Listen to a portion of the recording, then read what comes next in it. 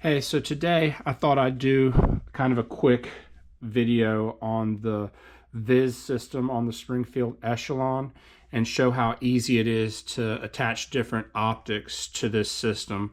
I've seen a lot of videos on the Echelon, but I haven't seen any real in-depth videos on the Viz system. I think that stands for Variable Interface System. It allows you to connect, just about any red dot on any of the main footprints. So the shield footprint, which also includes Holosuns, as well as the RMSC and the RMR footprint, as well as the delta point from Leupold.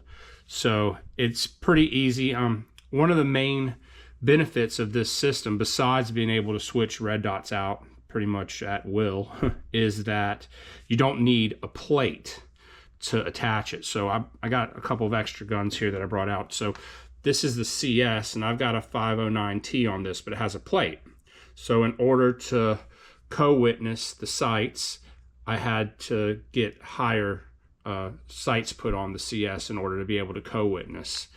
And then contrast that to, this is a SIG X macro, and this X macro has a Holosun 507K on it, and the 507, and I wiped it off, which is why it's shining. Nobody wants to see a dirty gun on YouTube.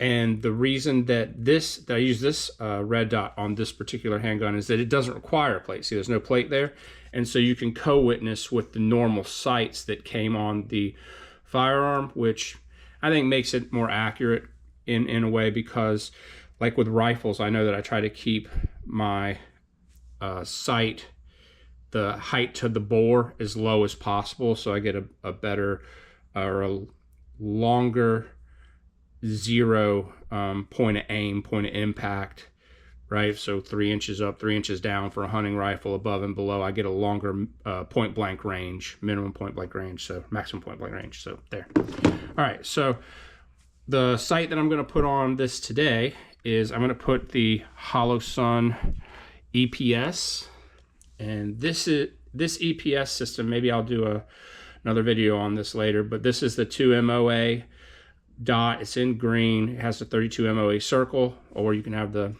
dot and the circle. This one has the fail-safe, solar fail-safe on it, shake awake. You can also, has a automatic brightness adjustment, but you can lock that out and do manual brightness if you want. This is pretty much the full, higher end EPS. They come in a whole bunch of different versions, but this is the one with all the bells and whistles. It's even IPX8 waterproof. So this is a fully enclosed optic, and the reason I'm putting that on this gun for now is I kind of want to use this gun in the woods where it might be raining, or if I'm climbing into a tree stand, I might get bark falling from as I'm going up, and I don't want it to settle inside of, like, say this non-enclosed where the emitter is not enclosed. If stuff falls in there, could mess up the dot or stop the emitter. You'd have to clean it out.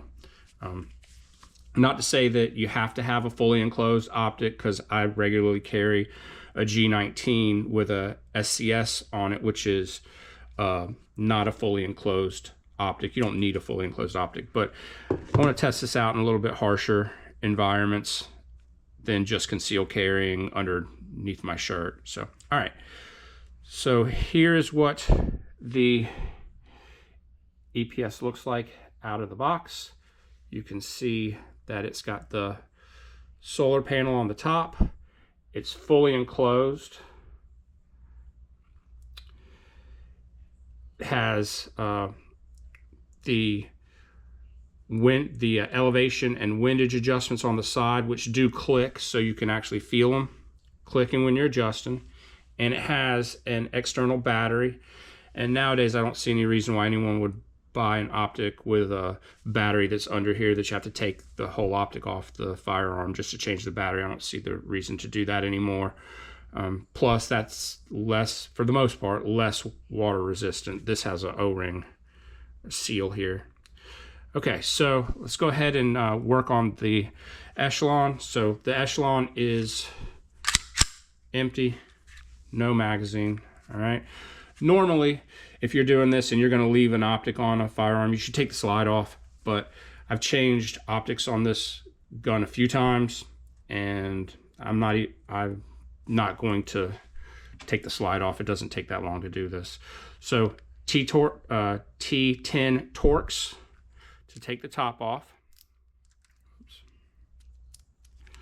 So you take your plate off.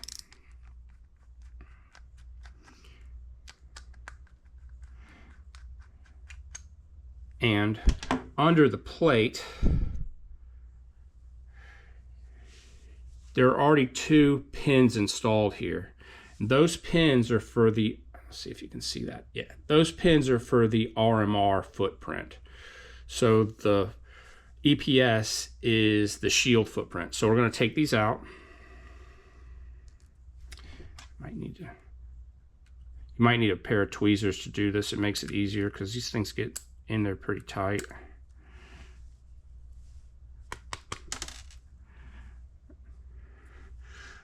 One.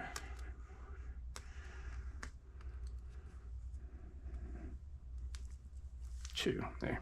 All right. So those are out. Now, this comes with a lot of different screw sets and pin sets.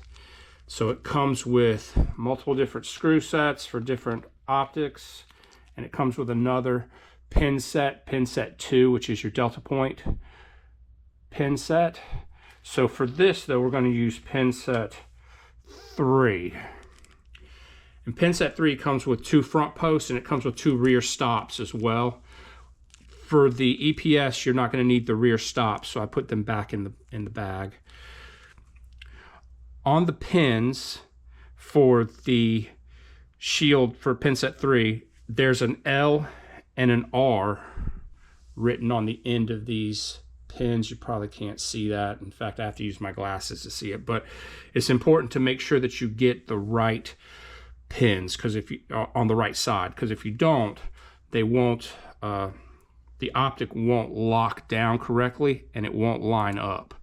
So you just push those in there. So this is the right one and this is the left one, and they slide right into the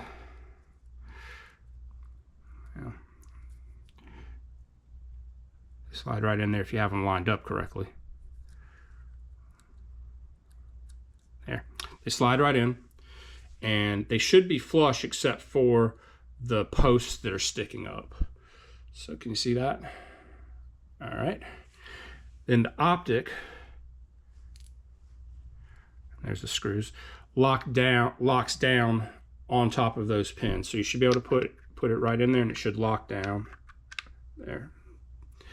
Now, before I even screw it on, I'm going to show you there is a gap. When you set this optic, there's a gap in the front and the back, and that's just the way it is. I can tell you that if you screw these things down correctly or lock these down correctly, they're not going to fall off. So now is when you would, for the EPS, there's 2 screw sets that come with the EPS. There's a short screw set and a long screw set.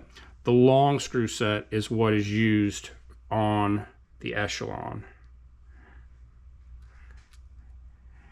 And on their website, it even says that you use the OEM screws and that you may have to adjust them. And I think that's because some of the screws that are coming with the EPS are different sizes. So you may have to grind the screw down a little bit in length. Luckily, these don't need to be grinded down. These actually fit perfectly. So you make sure it's on there correctly. And if it is, the holes will line up.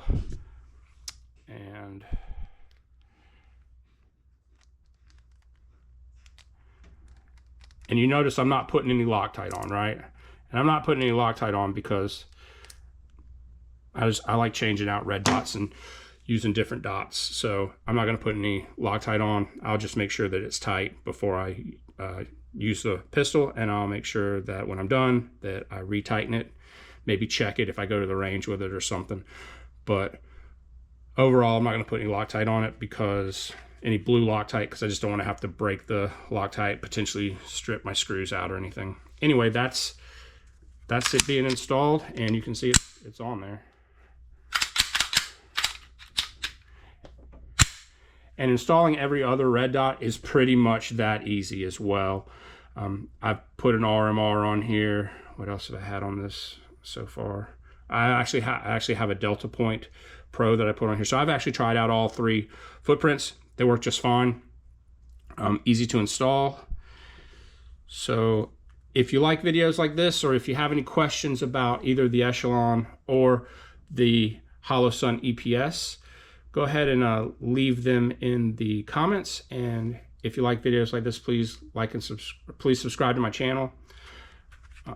And I probably will do a review on the Echelon later, but there's tons of reviews from, you know, real gun tubers out there, and I don't consider myself that. So anyway, thanks for watching, and have a good rest of your day.